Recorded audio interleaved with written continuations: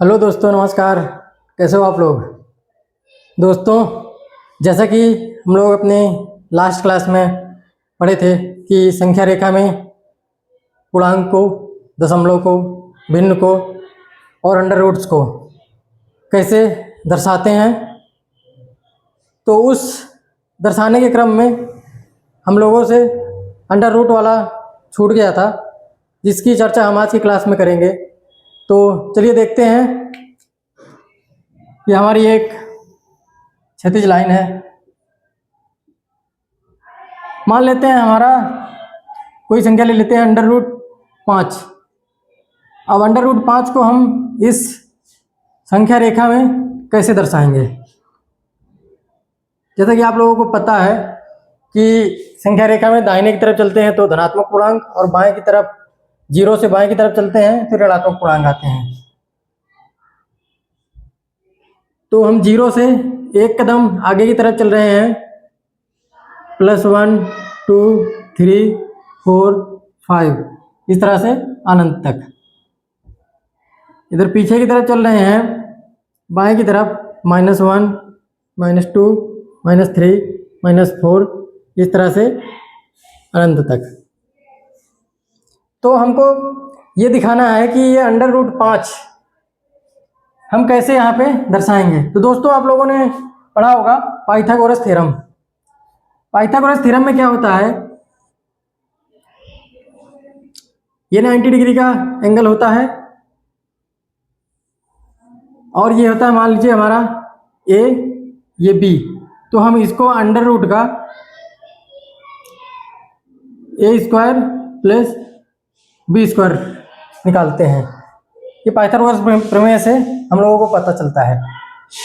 तो ये हमारा मान लीजिए ये हमारा, जैसे कि ये पूरी 2 यूनिट का डिस्टेंस है, यहाँ से यहाँ तक हमारा 2 यूनिट का डिस्टेंस है।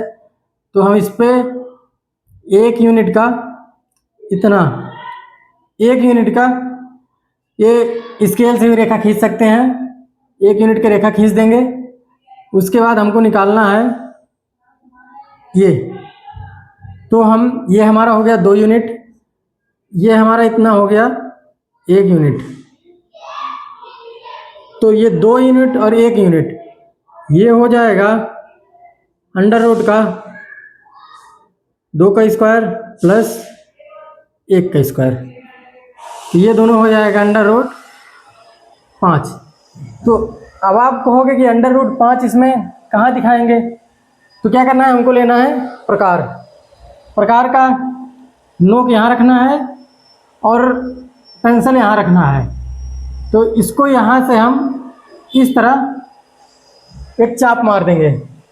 चाप ये जहाँ से, जैसे आपको पता है कि इसका त्रिज्या बराबर होता है सर्कल का, तो यहाँ से यहाँ तक ये जो डिस्टेंस आएगी हमारी, यहाँ तक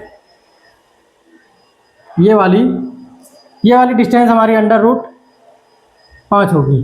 तो इस तरह से हम लोग दिखा सकते हैं कि अंडर रूट्स के मान कैसे संख्या रेखा पे दिखाते हैं। चलिए, अगला हमारा टॉपिक है, हम लोग अध्ययन कर रहे थे रियल नंबर।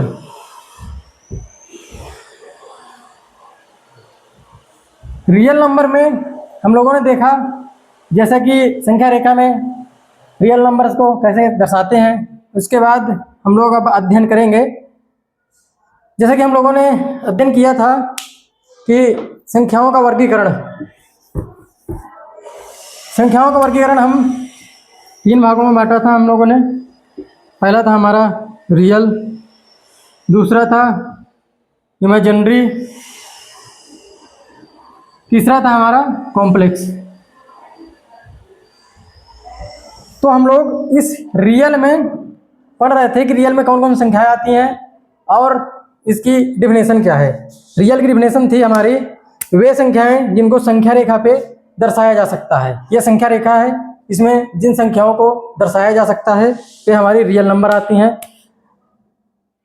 जैसे कि एग्जाम्पल में हमने देखा था 2, 4, 10, -20, -25, इस तरह से। दशमलव में हमारी संख्या है 0.5, 0.7, 0.25 और भिन्न में 1/2, 1/8, 2/3 इस तरह से। और अंडर रूट्स में √2, √3, √5। तो इस तरह से हमने जाना कि पूर्णांक, इंटीजर्स, डेसिमल, फ्रैक्शन और अंडर रूट्स कि ये संख्याएं हम संख्या रेखा पे दर्शा सकते हैं। तो चलिए आज हम अध्ययन करेंगे इमेजिनरी काल्पनिक संख्याएं और कॉम्प्लेक्स सम्मिश्र संख्याएं। तो इमेजिनरी संख्याएं वो होती हैं जिनको संख्या रेखा पे नहीं दर्शाया जा सकता है, या कह सकते हैं कि वे ऋणात्मक वर्गमूल, क्या कह सकते हैं, वे ऋणात्मक वर्गमूल जिनको संख्या रेखा पे नहीं दर्शाया जा सकता है। जैसे कि वे संख्याएं, डेफिनेशन में क्या कह सकते हैं, वे संख्याएं जो काल्पनिक होती हैं।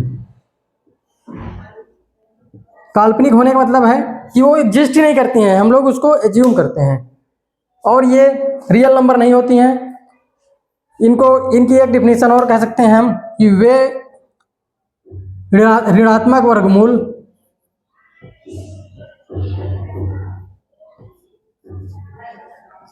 वर्गमूल जो वास्तविक नहीं होते हैं, जो वास्तविक संख्याएं नहीं होती। क्या वे संख्याएं जो काल्पनिक होती हैं, जिनको हम एज्यूम कर रहे हैं, रियल में वो इस ब्रह्मांड में नहीं एग्जिस्ट करती हैं। और दूसरा हम कह सकते हैं कि वे ऋणात्मक वर्गमूल जो वास्तविक संख्याएं नहीं होती हैं। जैसे कि एग्जाम्पल में हम लेते हैं अंडर रूट का -25, अंडर रूट का -5। तो इसको निकालने के लिए हम लोग ये कह सकते हैं कि मान लीजिए अंडर रूट -25 है हमारा, तो अंडर रूट -25 में क्या इस पूरे ब्रह्मांड में कोई ऐसी संख्याएं हैं जिसको हम 2 बार गुणा करें तो अंडर रूट -25 आ जाए? नहीं है। मान लीजिए दूसरा एग्जाम्पल लेते हैं, अंडर रूट -16। तो अंडर रूट -16, क्या इस ब्रह्मांड में कोई ऐसी संख्याएं हैं जिनको हम 2 बार गुणा करें तो अंडर रूट -16 आ जाए? नहीं। ये हमारे पास अवेलेबल है अंडर रूट 16। अंडर रूट 16 कैसे अवेलेबल है? 4 का 2 बार गुणा करेंगे 16 आएगा। इसमें 25, अंडर रूट 25, इसमें 5 का 2 बार गुणा करेंगे 25 आएगा। लेकिन हमारे पास अवेलेबल नहीं है अंडर रूट -25, अंडर रूट -16, इस तरह से ऋणात्मक वर्गमूल। तो हम इस तरह से एक एज्यूम कर रहे हैं कि अंडर रूट, जैसे कि हम दूसरा एग्जांपल लेते हैं अंडर रूट -1। अब अंडर रूट -1 को निकालने के लिए हमको क्या करना होगा कि ऐसी संख्याएं 2 ज्ञात करनी होगी जिसमें 2 बार गुणा करने पे अंडर रूट -1 आ जाए। लेकिन इस ब्रह्मांड में अस्तित्व ही नहीं है इसका। तो इसके लिए हमने क्या किया, अंडर रूट -1 के लिए हमने एक माना आयोटा मान लिया गया। अंडर रूट -1 का मान आयोटा मान लिया गया, जो कि इमेजिनरी नंबर्स में आता है। इस आयोटा का मान हम ये कह सकते हैं, यहाँ से हम कह सकते हैं कि iota multiplied by iota, iota का स्क्वायर करेंगे तो हमारा निकल आएगा -1। तो हम इस तरह से ये कह सकते हैं कि जैसे कि एग्जांपल में अंडर रूट -36 है, अंडर रूट -36 को हम जब इसको सॉल्व करेंगे तो क्या आएगा, जैसे 36 मल्टीप्लाइड बाई -1, तो हमारे पास अंडर रूट -1 का, हमारे पास अंडर रूट -1 का मान है आयोटा। तो और अब अंडर रूट 36 का मान हम निकाल सकते हैं, जैसे कि 6 आता है, तो क्या हो जाएगा ये 6 आयोटा। तो ये इस तरह से हम लोग इमेजिनरी संख्याएं निकाल सकते हैं और पहचान सकते हैं कि ये इमेजिनरी नंबर है। अब बात करते हैं हम लोग कॉम्प्लेक्स नंबर, मतलब सम्मिश्र संख्याएं। सम्मिश्र संख्याएं ये संख्याएं रियल नंबर और इमेजिनरी नंबर को मिला करके बनाई जाती हैं, जैसे वास्तविक संख्याएं और काल्पनिक संख्याएं। Real number plus imaginary number को मिला करके ये हमारी बनती हैं कॉम्प्लेक्स नंबर। एग्जाम्पल के लिए 5 + 6 आयोटा, यहाँ पे 5 इज रियल नंबर, 6 इज ये पूरा हमारा है इमेजिनरी नंबर। तो इस तरह से हम लोग देखते हैं दोस्तों, आप लोग नोट कर लीजिए तब तक।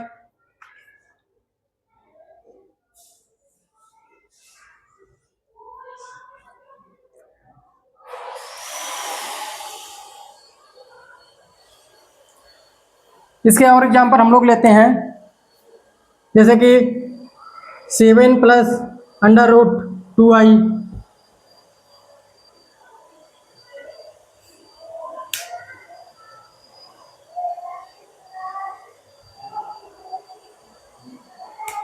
इसका दूसरा एग्जाम्पल लेते हैं 5 +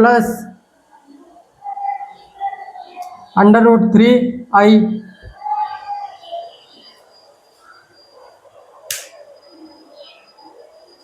तो इस तरह से हमारी रियल नंबर, इमेजिनरी नंबर और कॉम्प्लेक्स नंबर की डिफिनीशन हो गई।